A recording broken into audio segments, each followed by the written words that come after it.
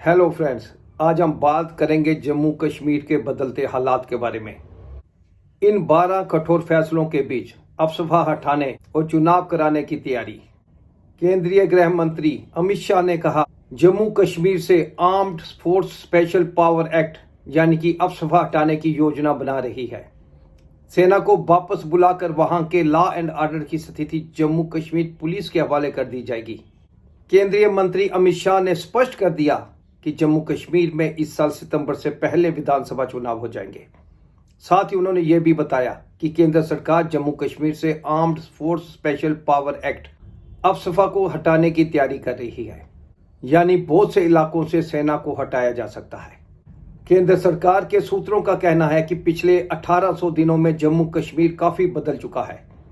प्रधानमंत्री नरेंद्र मोदी और गृह मंत्री शाह के कठोर फैसलों के बाद ही जम्मू कश्मीर में विधानसभा चुनाव का माहौल तैयार हो सका है। हालांकि सुप्रीम कोर्ट की तरफ से भी केंद्र सरकार को यह निर्देश दिया गया है कि सितंबर से पहले राज्य में चुनाव कराए जाएं। जम्मू कश्मीर के राजनीतिक एवं रक्षा विशेषज्ञ रिटायर्ड कैप्टन अनिल गौड़ का कहना है, पिछले 5 साल के दौरान राज्य में कई बदलाव आए हैं। जब 2019 में यहां से अनुच्छेद 370 को हटाया गया तो कई राजनीतिक दलों ने खूब हल्ला मचाया था। इसके खराब परिणाम मिलने की बात कही थी। अगर केंद्रीय गृह मंत्री अब ये बात कह रहे हैं कि JNK से armed special force power act हटाने की तैयारी है, तो उसके पीछे कई वजह है। राज्य में चुनाव का माहौल तैयार करने और स्पेशल पावर एक्ट हटाने की बात, इसके लिए मोदी शाह के कठोर फैसलों को देखा जाना चाहिए। शाह ने कहा कि विधानसभा चुनाव सितंबर से पहले होंगे। अनुच्छेद 370 हटने के बाद से ही जम्मू कश्मीर के राजनीतिक दल, जिनमें नेशनल कॉन्फ्रेंस और PDP प्रमुख हैं, ये केंद्र सरकार पर हमलावर रहे हैं। इन दलों ने अनुच्छेद 300 हटाने का पुरजोर विरोध किया था। लंबे समय तक इन दलों का दुष्प्रचार चलता रहा। अब गृह मंत्री के बयान के बाद ऐसे कई दलों के प्रोपेगेंडा की हवा निकल गई है।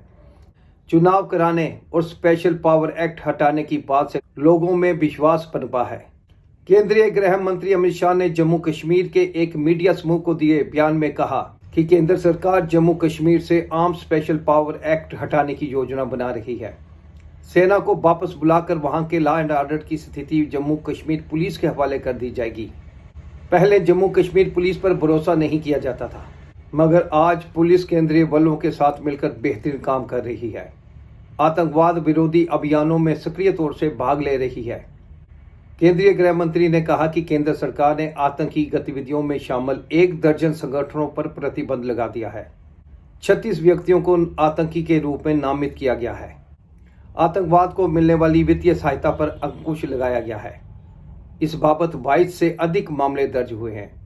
ऐसे लोगों की 150 करोड़ रुपए से ज्यादा संपत्ति जब्त की गई है। 90 संपत्तियां कुर्क तो वहीं 134 बैंक खाते फ्रीज किए गए हैं।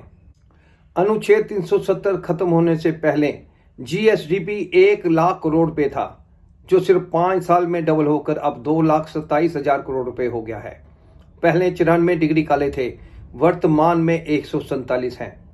गृह मंत्री के अनुसार IIT, IIM और 2 एम्स इस तरह की सुविधाओं वाला जम्मू कश्मीर पहला राज्य बन गया है। 7 दशकों में यहाँ सिर्फ 4 मेडिकल कॉलेज थे, अब 7 नए मेडिकल कॉलेज बनाए गए हैं। 15 नए नर्सिंग कॉलेज बनाए गए हैं। पहले मेडिकल सीटें 500 थी।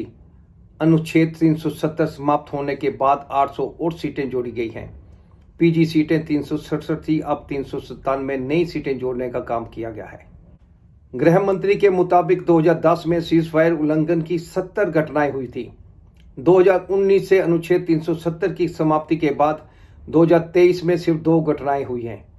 इस तरह से जम्मू कश्मीर में 2010 के दौरान घुसपैठ की 479 घटनाएं हुई थी, वहीं 2023 में सिर्फ 48 घटनाएं हुई हैं। अनुच्छेद 370 खत्म होने से अलगाववाद में भारी कमी आ गई है। अब आतंकी घटनाओं में भी कमी आ रही है। जम्मू कश्मीर में 1994 से 2004 के बीच कुल 40,000 आतंकवाद की घटनाएं हुई थी। 2004 से 2014 के बीच ये घटनाएं 7,000 हुई, जबकि मोदी सरकार के 9 वर्षों के दौरान 70% की कमी आई।